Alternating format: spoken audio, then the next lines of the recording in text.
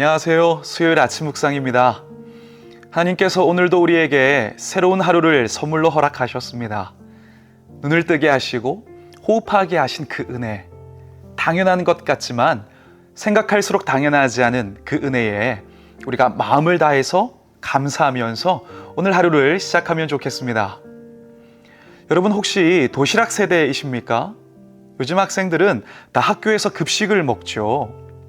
부모님 핸드폰에 앱을 깔면 요즘에는 한 달치 식단을 알 수 있고 또 오늘 급식이 뭐가 나왔는지 사진으로 확인을 할 수도 있더라고요. 근데 옛날에는 도시락을 싸서 다녔으니까 그런 게 전혀 없었습니다. 저는 양은 도시락 세대는 아니고 보온 도시락 세대인데 어머니께서 아침부터 공들여서 정성으로 싸주신 그 음식들을 점심 때 먹을 때 참 맛있게 먹었습니다. 근데 제가 아직도 기억나는 게 있는데 보통은 친한 친구들이 서로 어울려서 밥을 같이 먹지 않습니까? 또 이 친구 저 친구 다니면서 이 친구 멸치도 먹어보고 저 친구 계란도 먹어보고 막 그렇게 합니다. 근데 제가 초등학교 6학년 때 항상 자기들끼리만 밥 먹는 친구들이 있었어요. 항상 비싼 반찬, 괜찮은 반찬을 싸우는 친구들이었는데 자기들 반찬 좋으니까 남들하고 같이 먹기 싫었던 게 아닌가 그런 생각을 지금 해봅니다.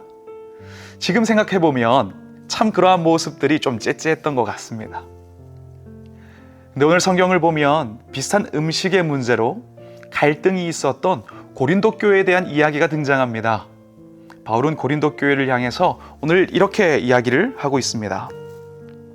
내가 명하는 이 일에 너희를 칭찬하지 아니하나니 이는 너희의 모임이 유익이 못되고 도리어 해로움이라. 바울은 그들의 그 공동체의 모임에 대해서 책망하면서 너희 모임이 전혀 유익하지 않고 오히려 해롭다고 말을 하고 있습니다. 왜냐하면 당시 그들이 행하고 있었던 주의 만찬의 자리가 차별의 자리, 상처의 자리가 되고 있었기 때문입니다. 본문이 기록된 그때 당시에는 보통 주일이 되면 서로가 함께 모여서 말씀과 기도를 나누었지만 더불어서 애찬, 즉 식사를 주의 만찬의 의미로 함께 나누기도 했습니다. 그리고 그 식사는 각자가 각자의 것을 준비를 해온 거죠. 그런데 고린도 교회에 어떤 문제가 있었냐면 일부 부유한 자들이 자기들이 싸온 음식을 먼저 배부르게 먹어버리고 심지어 포도주 같은 술도 진탕 마셔서 먼저 취해 있었다는 겁니다. 사실 주일에 모이게 되면 그 공동체 안에서 가난한 자나 노예와 같은 자들은 늦게까지 일을 마치고 겨우 모임에 늦게 도착하게 되는 경우가 많았는데 그때 어떤 일이 벌어진 겁니까? 부유한 자들이 자기 것 먼저 먹고 기다려주지 않고 진탕 취해서 예배의 자리를 엉망으로 만든 것입니다. 그러니까 이 없는 자들은 이런 상황에 처한 자신의 모습이 또 상처가 되어진 거죠. 그래서 바울은 이렇게 이야기를 한 겁니다. 너희가 먹고 마실 집이 없느냐? 너희가 하나님의 교회를 업신이 여기고 빈궁한 자들을 부끄럽게 하느냐? 근데 사실 지금의 교회 안에도 그 구체적인 형태는 다르지만 가끔은 성도님들 사이에서 그런 상황이 발생하기도 하는 것 같습니다. 다양한 각자의 배경에 따른 은밀한 구분과 차별, 그리고 상처. 근데 우리가 이걸 꼭 기억하면 좋겠습니다. 교회 안에는 끼리끼리가 없어야 합니다. 세상의 모임의 특징이 무엇입니까? 배경이나 조건이나 마음이 맞는 사람들이 끼리끼리 모인다는 것입니다. 근데 교회는 그 반대입니다. 전혀 다른 사람들이 부름을 받아서 서로가 다르지만 날마다 말씀 앞에서, 비전 앞에서, 복음 앞에서 마음을 같이 연합해 나가는 공동체인 거죠. 이게 세상의 공동체와는 다른 점인 것입니다. 그래서 사도행전 2장을 보면 이렇게 기록되어 있죠. 날마다 마음을 같이 했다. 교회는 끼리끼리 모여서 내가 하고 싶은 걸 하기 위해 모이는 곳이 아닙니다. 복음 안에서 다양한 배경과 은사를 가진 지체들이 모여서 마음을 같이하여 하나님의 꿈을 이루기 위해서 모이는 곳이지요. 초대교회가 많은 고난과 세상의 유혹 속에서도 승리할 수 있었던 그 비결이 무엇이었습니까? 한 개인의 믿음이나 신앙이 강해서가 아니라, 특정 개인의 신앙이 대단해서가 아니라, 부유한 자들이 다 그의 것으로 모든 것을 채워서가 아니라, 그들은 서로를 인정하고 존중하며 마음을 같이 했습니다. 그들은 같은 말씀과 같은 성령 안에서 기도하고 예배하면서 복음에 의한 삶, 복음을 위한 삶, 복음을 향한 삶 앞에서 마음을 같이 했습니다. 그리고 그 결과를 우리는 너무 잘 알고 있죠. 사도행전 2장을 보면 온 백성에게 종을 받았고 구원받는 사람들이 날마다 더해져 갔습니다. 물론 때로는 교회 안에서 내 마음과 같지 않고 기질이 다른 분들도 있지요. 하지만 그럼에도 우리는 복음 안에서 복음을 위한, 복음을 향한 그 삶 앞에 마음을 같이 하는 것이 너무 중요한 것 같습니다.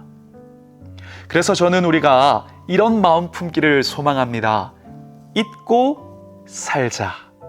나와 좀 다른 생각과 기질의 사람이 있어도 사랑의 말씀 앞에서 나의 손을 먼저 내밀어 하나로 이어지기를 힘쓰자.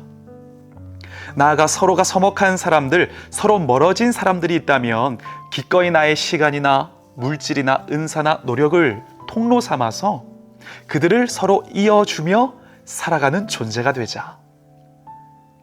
마라톤에서 선수에게 정말 중요한 존재가 있는데 바로 페이스메이커입니다. 실제로 선수와 함께 뛰고 땀을 흘리면서 레이스를 이끌어주는 존재인데, 우리는 복음 안에서 서로가 서로를 이끌어주는, 그렇게 함께 뛰는 페이스메이커로 부름받았다는 것을 기억하면 좋겠습니다. 그러니 여러분, 우리가 이제는 잊고 살아갑시다. 그렇게 그와 내가 연결되고 더불어서 서로가 주님 사랑 안에서 인정하며 이어질 때에 그 사랑의 관계 안에서 하나님은 우리 꿈의 공동체 가운데 놀라운 일들을 계속해서 이루어 가실 줄 믿습니다. 기도하겠습니다. 사랑의 아버지 하나님, 서로의 다름을 인정하며 차별하지 않고 성령의 하나 되게 하시는 끈 안에서 하나님의 꿈을 꾸며 주의 놀라운 일을 이루어가는 우리가 되게 하여 주시옵소서. 모든 교회 가운데 그 사랑의 든든한 삼겹줄이 승리의 근거가 되게 하시고 또 굳은 터가 되어질 수 있도록 하나님 역사해 주시옵소서. 예수 그리스도 이름으로 기도드립니다. 아멘. 주 안에 우린 하나, 모습은 달라도 예수님 한 분만 바라네. 사랑과 선의 눈으로 서로를 격려해 따스함으로 보듬어 가리. 주님 우리 안에 함께 하시니 형제 자매의 기쁨과 슬픔 느끼네. 내 안에 있는 주님 모습 보내 그분 기뻐하시네.